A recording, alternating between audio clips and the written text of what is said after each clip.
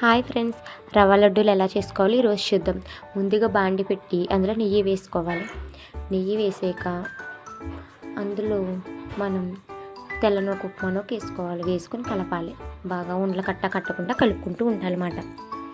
నెయ్యి ఎంత వేసుకుంటే అంత రుచిగా ఉంటాయి ఫ్రెండ్స్. చూడండి ఎలా కలుపుతున్నానో, అలాగా ఎర్రగా ఎగే వరకు కలుపుతూ ఉండాలి.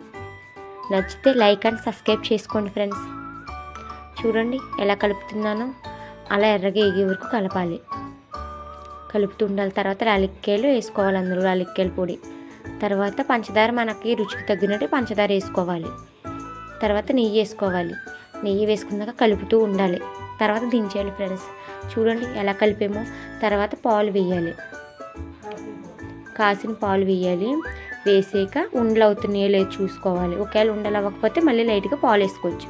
చూడండి ఎంత బాగున్నాయో, టేస్టీగా. నచ్చితే లైక్ అండ్ సబ్స్క్రైబ్.